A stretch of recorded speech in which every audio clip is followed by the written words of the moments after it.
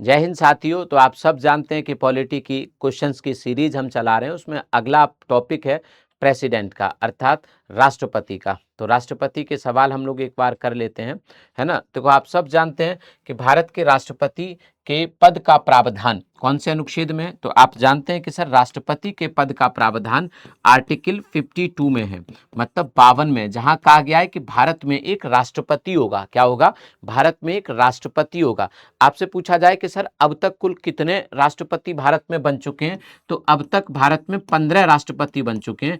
15वीं राष्ट्रपति हैं द्रौपदी मुर्मू जी। कौन है? 15वीं राष्ट्रपति हैं द्रौपदी मुर्मू जी। आपको ये बात याद रखना है, ठीक है। 15वीं राष्ट्रपति हैं द्रौपदी मुर्मू जी, और इनका कार्यकाल शुरू हुआ है 25 जुलाई सन 2022 से। कब से हुआ है? 25 जुलाई सन 2022 से, और 2027 तक इनका कार्यकाल रहेगा। अब आ जाता है कि सर राष्ट्रपति को शपथ कौन दिलाता है। तो आप याद रखेंगे राष्ट्रपति के शपथ का प्रोविजन आर्टिकल किसमें? 60 में। शपथ, है ना, राष्ट्रपति की शपथ का प्रावधान आर्टिकल 60 में है।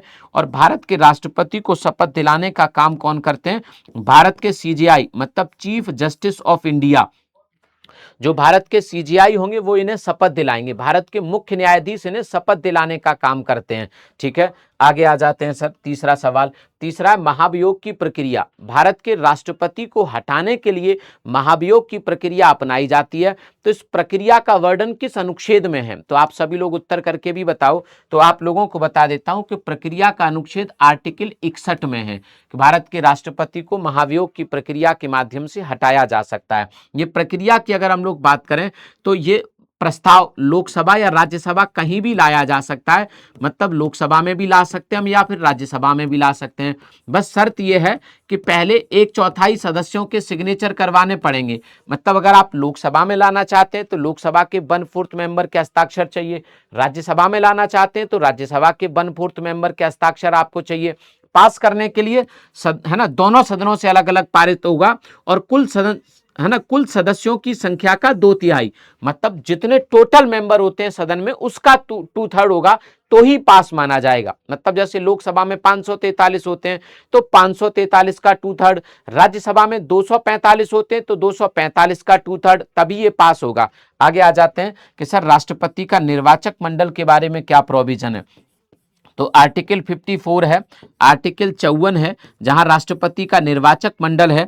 और राष्ट्रपति के निर्वाचक मंडल में अगर मैं बात करूं आप लोगों से, तो इसमें लोकसभा और राज्यसभा के निर्वाचित सदस्य होते हैं, निर्वाचित सांसद होते हैं। लोकसभा और राज्यसभा के निर्वाचित सांसद राष्ट्रपति के निर्वाचित सांसद राष्ट्रपति के चुनाव में वोट करते हैं। सही है सर।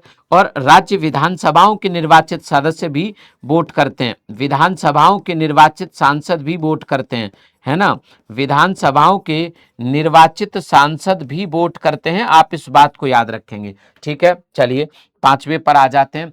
कार्यकाल कितना होता है? राष्ट्रपति का कार्यकाल के संबंध में आर्टिकल कौन सा है सर? आर्टिकल है 56, आर्टिकल है 56, और है ना 56 है सर, समझ गए हम लोग। तो कितना कार्यकाल होता है? तो पद ग्रहण की तिथि से 5 वर्ष तक होता है, अर्थात राष्ट्रपति का कार्यकाल 5 वर्ष होता है। राष्ट्रपति रिजाइन कभी भी कर सकते हैं, इस बात को याद रखेंगे। और अगर रिजाइन करना है तो किसे देंगे? राष्ट्रपति का रिजाइन उपराष्ट्रपति को दिया जाता है, अर्थात वाइस प्रेसिडेंट को दिया जाता है। मतलब राष्ट्रपति अपना त्यागपत्र उपराष्ट्रपति को देते हैं, ठीक है सर, है ना। अब योग्यता आ जाता है, तो योग्यता संबंधी आर्टिकल भारत के राष्ट्रपति का 58 है ना। और इनकी 3 प्रमुख योग्यता हैं, कौन कौन सी?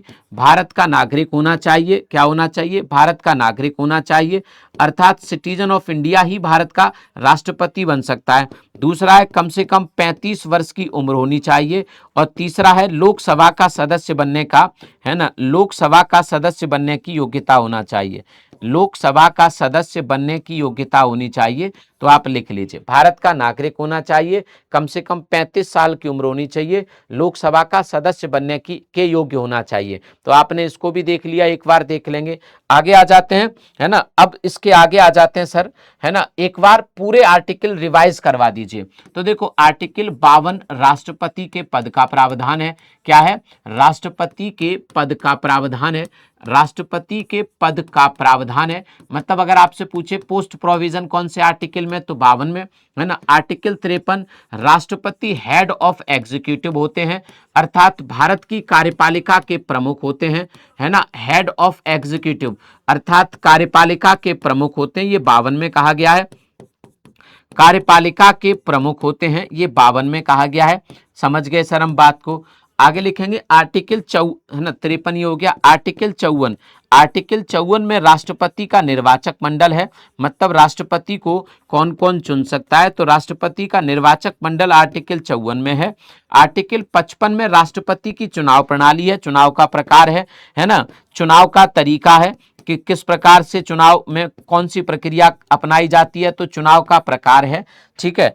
आर्टिकल 56 में राष्ट्रपति का कार्यकाल है, कार्यकाल अर्थात टेन्यूर कितना होगा, तो 5 साल, आप सब जानते हैं।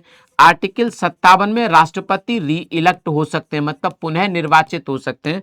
आर्टिकल 58 में उनकी योग्यता है, मतलब क्वालिफिकेशन है। और आर्टिकल 59 में, है ना, राष्ट्रपति की, आर्टिकल 59 में राष्ट्रपति के पद से संबंधित कुछ शर्तें हैं। और आर्टिकल 60 में राष्ट्रपति की शपथ है, क्या है, शपथ है, मतलब ओथ है। और आर्टिकल 61 में, है ना, आर्टिकल 61 में, है ना, आर्टिकल 61 में राष्ट्रपति की महाभियोग की प्रक्रिया है, किसकी है, महाभियोग की प्रक्रिया है, महाभियोग की प्रक्रिया आपको याद रखना है। और आर्टिकल, है ना, आर्टिकल 71 में राष्ट्रपति के चुनाव से संबंधित विवाद है। अगर चुनाव से संबंधित कोई विवाद हो जाए तो कैसे सुलझाया जाएगा, 71 के थ्रू। संबंधित विवाद हो जाए तो कैसे सुलझाया जाएगा, 71 के थ्रू। और आर्टिकल 72 है, आर्टिकल 72 में बताया गया है कि राष्ट्रपति के पास न्यायिक शक्तियां भी होती हैं, मतलब राष्ट्रपति किसी को भी माफ कर सकते हैं, मतलब अगर किसी को फांसी की सजा भी मिली है तो भी राष्ट्रपति उसे माफ कर सकते हैं। तो ये सारे प्रोविजन हैं इसमें, आप लोग याद रखेंगे। तो फिर से एक बार रिपीट करवा देता हूं। आर्टिकल 52 में राष्ट्रपति के पद का प्रोविजन है। आर्टिकल 53 में राष्ट्रपति हेड ऑफ एग्जीक्यूटिव होते हैं। आर्टिकल 54 में राष्ट्रपति का निर्वाचक मंडल होता है। आर्टिकल 55 में चुनाव का प्रकार होता है। आर्टिकल 56 में राष्ट्रपति का कार्यकाल। 57 में राष्ट्रपति दोबारा निर्वाचित हो सकते हैं, 2 बार, 3 बार, 4 बार, 5 बार निर्वाचित हो सकते हैं।